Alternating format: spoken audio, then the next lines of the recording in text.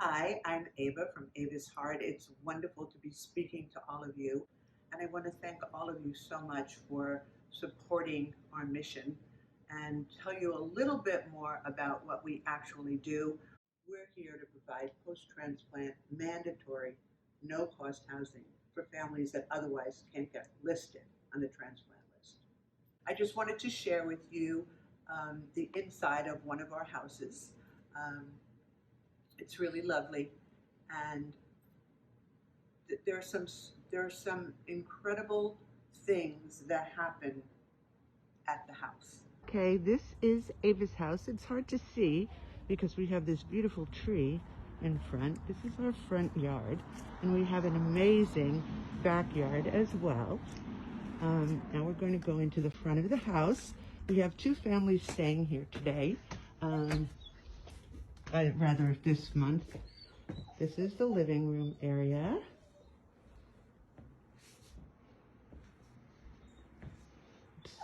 Really quite lovely, I think, and everybody seems to be happy here.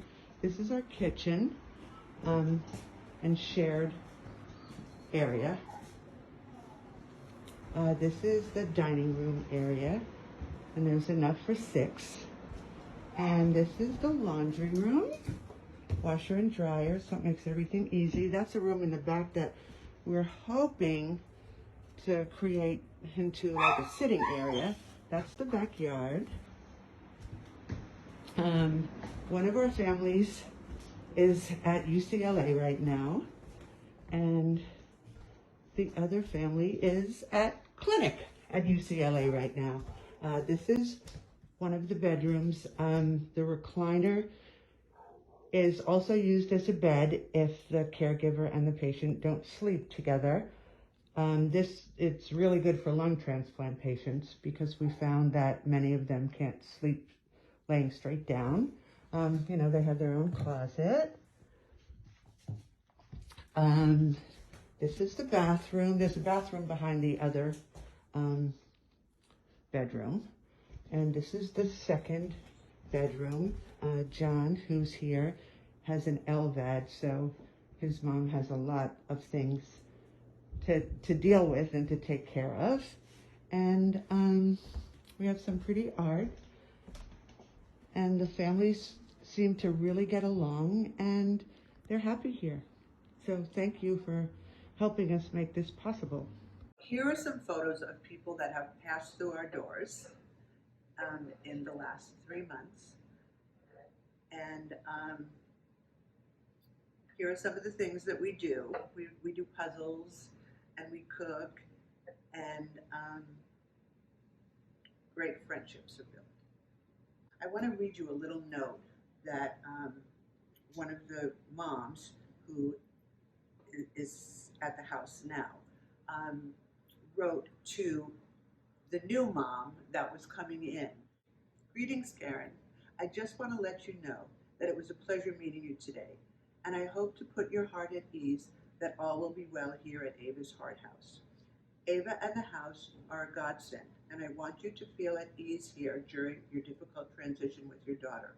I will help you any way that I can, as I truly know how difficult and scary this all is. All will be well. God bless you, and we're going to have some fun.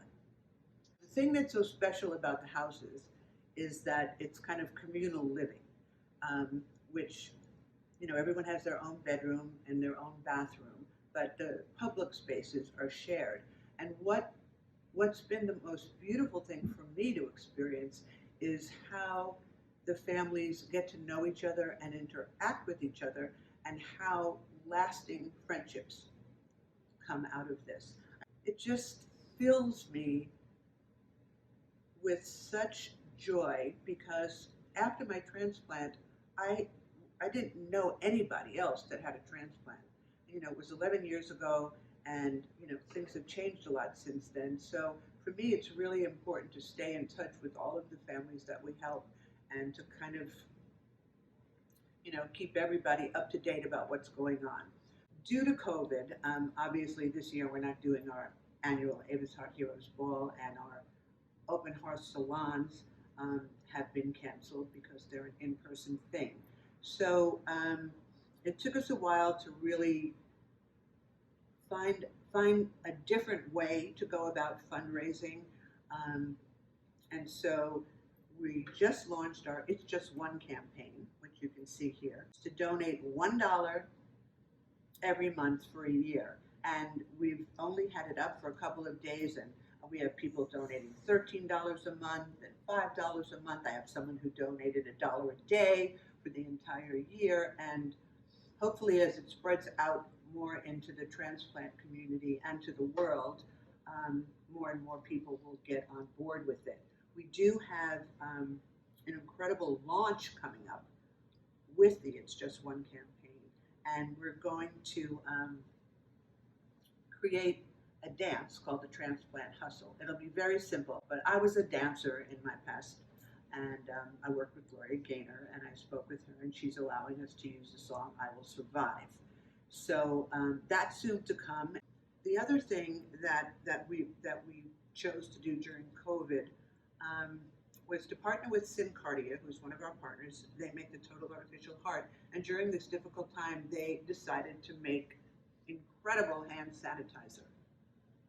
And so I suggested to him, well, why don't we get the hand sanitizer and put it in smaller bottles with your label and my label on it? I'll get some Avis Heart masks made, and I'll take them around to all the first responders in town. And so we're in the process of doing that, and I'm working with Dr. Francisco Arabia, who runs all of Banner Health's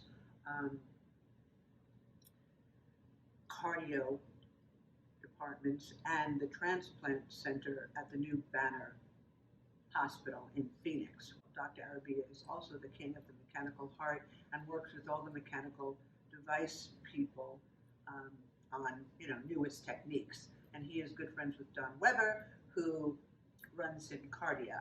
And so the three of us are working together to try to develop an app that can teach first responders all over the world on how to use these products. Even though the caregivers know what to do, it's been my experience, especially with the total artificial heart, that when it stops and you're supposed to know what to do, sometimes a family member freezes, and that's why 911 is called. The other project, which I'm sure you've heard about because it's been around, it's called the Specialty License Plate Program. And I've been working on this for a long time. I've researched it for a long time.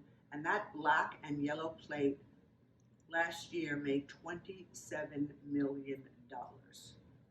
And it's not even for a nonprofit. The program was developed for nonprofits to have a way of continuing revenue. Our plate is a black plate with white, and it says "One Love, One Heart." But all of the other plates are in the $3 and $4 million range.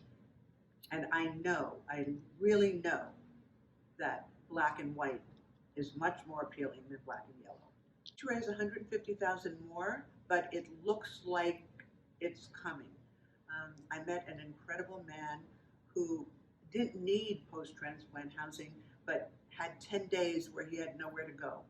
And we were able to assist him, and he and I became friends. He had a heart and a kidney transplant, his second heart, at Cedars, and he was appalled at the social workers there and how they did nothing to assist him in finding a safe place during COVID to stay for 10 days until his apartment was ready. He said that I saved his life and he's indebted to me, and he will do anything he can to help us raise funds, and just became on our advisory board. And so he has already raised half the funds and said within the next 2 weeks he should have the rest, and then we're good to go. We have already raised half the money we need for this, and it looks like the other half will be coming shortly. So that would mean that in 2 years, we won't need to ask anybody for money anymore. And that is my wildest dream, and it's possible. It can really happen. And the thing about post-transplant housing, it's not just here. We have an application for donor families and for transplant families on our website, and because of the internet now, people click in post-transplant housing and Avis Heart comes up, and I am contacted from all over the United States, and it's a huge issue. Now we're able to help so many families, but not enough. really not enough. Every day I say no. Many days I say yes, but every day I say no to someone, and it's really difficult. The houses are special, and we definitely need more. It is my hope and my dream that we can at least buy a large duplex with 6 rooms and 6 bathrooms. We need about $2.5 to $3 million to do that, and so we're working on that as well. But right now, I have a waiting list of 8 people. To be put on the transplant list, you're required to have 3 months of post-transplant housing. I've been doing transplantations for almost 35 years, and I know that what Ava is doing for the people who have had transplants is remarkable and so wonderful for all these patients. Kids, I know that your dad just got a heart transplant, is that right? How do you feel about that, David? Good? How do you feel about it? Yeah, you excited? Yeah, he's going to be able to play with you again, right? Hi, I'm Dave Renison. This is my son David. Hi. We stayed at Ava's house over here in LA after post-transplant. We love the place. We appreciate Ava's heart for giving us a place to stay until we're able to go home. Thank you. My name is Adrian, and this is my son John Hodgkins, and he is a recipient of the LVAD heart pump. We are so blessed that she has come into our lives and provided for us and made this possible for John's rehabilitation.